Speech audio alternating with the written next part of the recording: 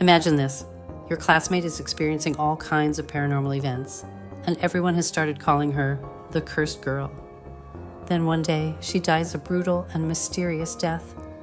But the scariest part? The things she used to see. They've now started appearing to you. This isn't just a horror story. It's a real case. The life of an ordinary Spanish girl named Estefanía ended in a very mysterious way. During a ritual that was supposed to be just for fun, she encountered a dark force. And after that, her life turned into hell. Seizures, terrifying hallucinations, and shadows wandering around her room. Doctors couldn't find anything.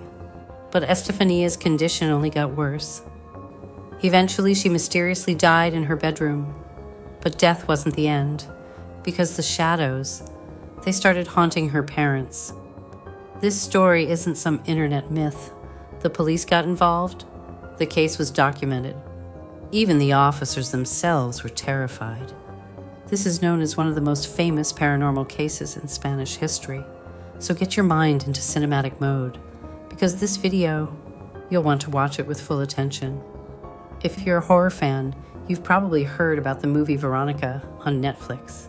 It's often called the scariest film on the platform. But what many don't know is that the movie is based on a real story.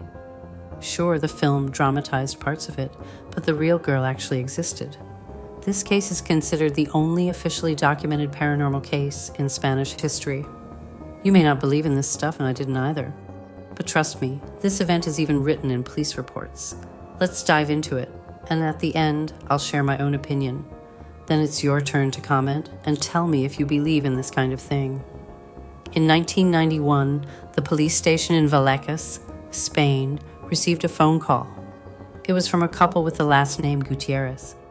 They reported strange noises in their home and claimed to be seeing tall, shadowy figures. Of course, the officer initially thought it was a joke, but being responsible, he decided to check it out, assuming maybe there was an intruder. Police arrived at the home. They searched everything. No signs of a break-in. Nothing was stolen. But inside, things were a mess. Furniture wasn't out of place, but everything was scattered. While inspecting the house, the officers asked the couple to stay outside. Once they confirmed there were no people inside, they invited the couple back in. Then the couple began to describe what they had been experiencing. Strange sounds, lights turning on and off by themselves, footsteps scratching from the walls, and objects moving on their own. They even claimed to find deep scratch marks on photos of their daughter. The police were skeptical until they heard a loud bang in the house. One officer would later describe it as the sound of a heavy object being dragged and thrown. Yes, this detail was included in the official police report.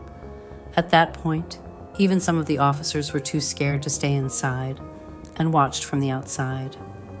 Others continued the investigation and spoke to the couple.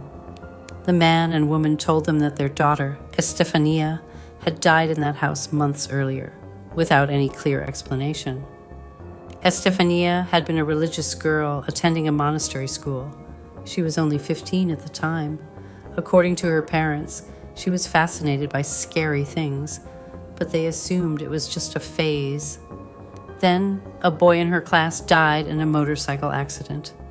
Some sources say he was her ex-boyfriend. Estefanía and her friends decided to contact his spirit using a Ouija board. It's a wooden board with letters, numbers, and yes, no written on it. Players place their fingers on a small piece and ask questions, and supposedly, spirits move the piece to give answers. Science says it's just unconscious movement, but many believe it's real communication with the dead. During their session, a nun walked in and saw what they were doing.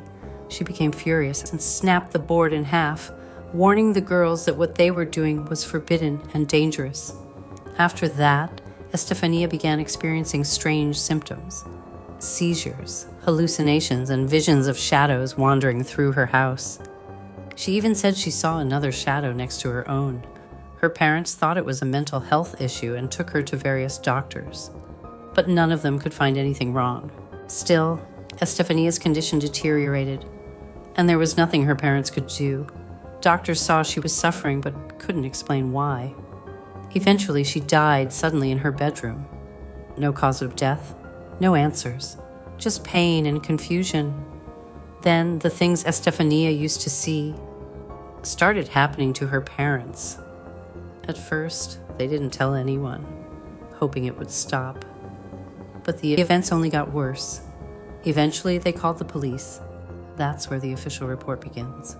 When the police entered Estefania's room, they found almost nothing inside. Just a large crucifix in the center, and her photographs on the walls with scratch marks like someone had clawed at them. The couple said anyone who entered the room would be pushed or dragged by an invisible force, so they mostly kept the door shut. As the officers investigated, they heard knocking sounds coming from the walls. Then they found one of Estefania's photos on the floor. The glass frame was untouched, but the photo itself looked burned. They also noticed that some furniture had been covered in a dark brown slime, something sticky and unexplainable. Having no other option, the police advised the couple to move out. They had stayed only for the memory of their daughter, but after that, they left. Interestingly, no one who lived in that house afterward ever reported anything strange. So let's look at this scientifically. Estefania, her parents, and her classmates believed deeply in the supernatural. The broken Ouija board session could have traumatized her. The seizures could have been non-epileptic stress seizures, which don't always show up in medical tests. The hallucinations and shadows may have been a result of psychological breakdown, not real entities. The sounds, shadows, and sticky substances witnessed by the police and family could have been misinterpretations caused by fear and panic. As someone who doesn't believe in the paranormal, I've tried to explain this case without ignoring the facts. But what do you think? Do you believe in this kind of thing? Have you ever experienced something similar? Leave a comment and let me know. I'd really love to hear your thoughts. Take care of yourselves. And until next time, goodbye.